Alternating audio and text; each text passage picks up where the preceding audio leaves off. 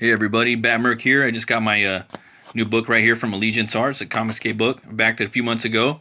Basically, these creators, it's the Brightwisers, Mitch and Elizabeth. They basically started their own company and they're getting their books out there. I believe they're doing it through Walmart, so that should be pretty epic. This is the first 3 books though, and let's go ahead and check it out.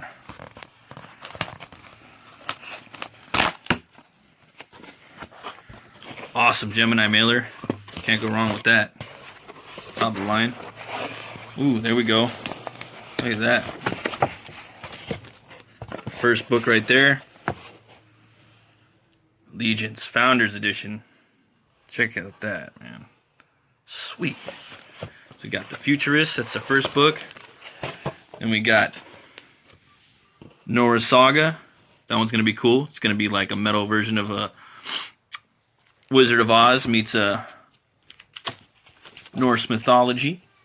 Then we got Bass Reeves, comic book about the most badass cowboy that ever lived. Look at that. They all got the Founders Edition on there. So I'm going to have to get in here. I'm going to have to do a pull straws on which book to read first. Let's see. Let me get in here. Stuff in the back. Nice taped.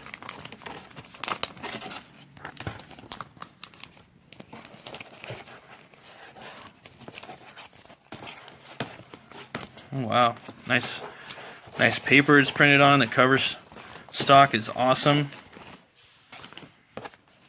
Oh yeah, beautiful. Smells great. Beautiful artwork. Also came with this shiny gold blinged out Allegiance bookmark. It's got all the different icon logos from different comic books. You got Nora's Saga, you got Bass Reeves, Futurists, and Red Rooster. I'm getting that too. Hell yeah, man. This is awesome. So glad I backed this. And it's got a cool little sticker. Put that on my fridge or even on my car. And that's cool. Again, I'm gonna have to pull straws right here. I do not know which book I want to read first. They all look so damn good. Oh, I have to get in there.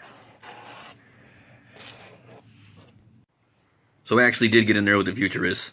It was hard to pick. What I like about all these books, they kind of dabble in different time periods. You know, they're all different. You know, different eras of history and whatnot, and they all look like they're going to be different subgenres of comics. This one right here was a little different. The Futurists.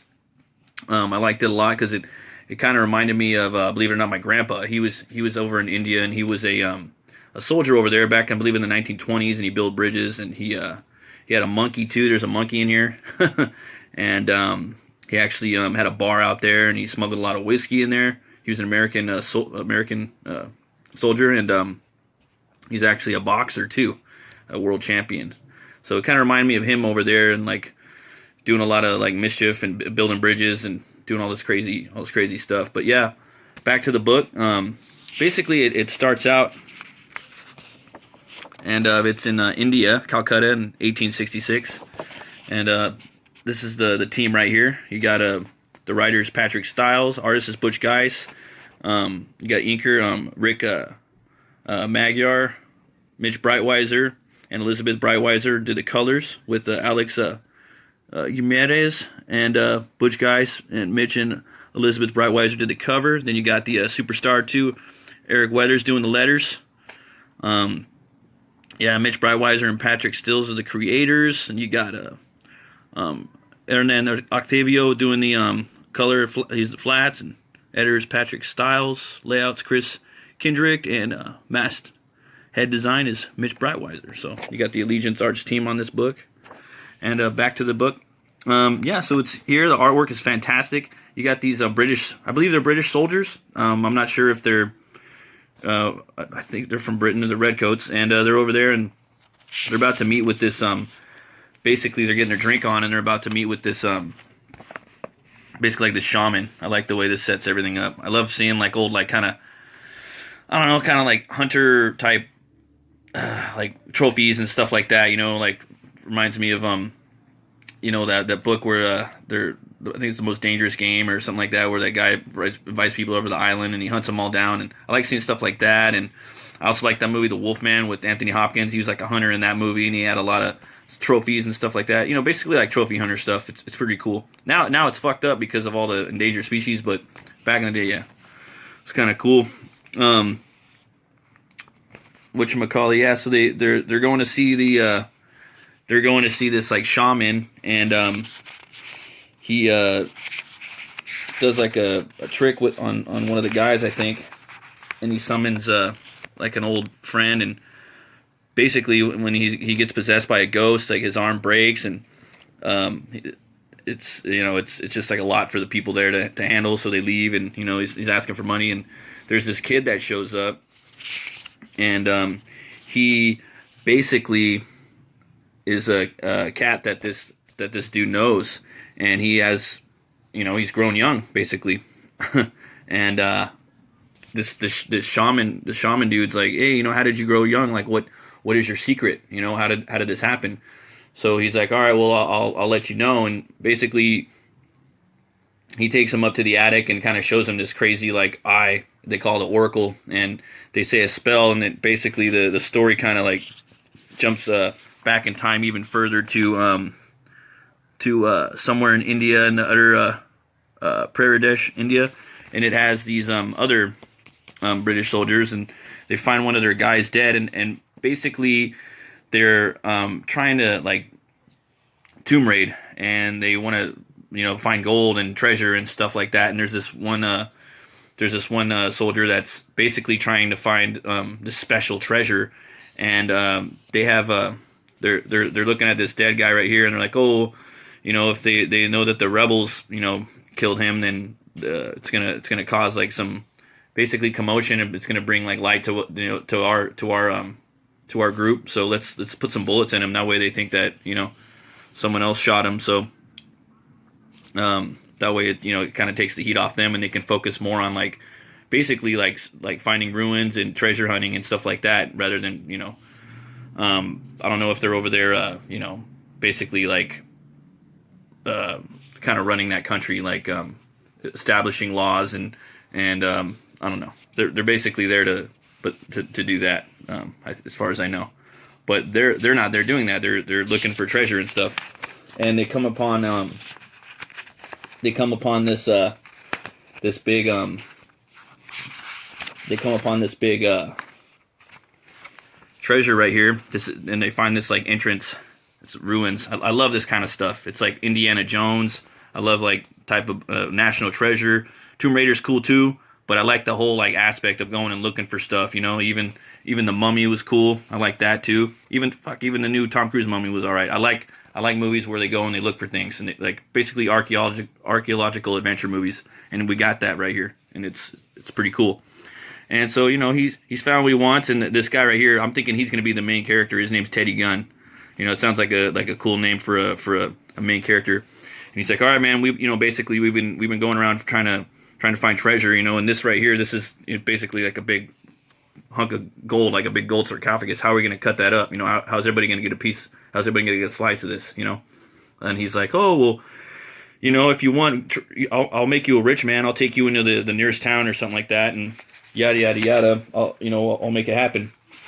And basically, they want to get rid of the witnesses though about all the people that seen this, all the natives. They saw them unearth this big old like gold sarcophagus out of the ground. So of course the locals, they're gonna tell everybody like that they found it. So that other soldier wants to just eradicate and just terminate all these like local natives there. And Teddy Gunn's like, oh hell's nah, dude, you're not gonna kill these guys.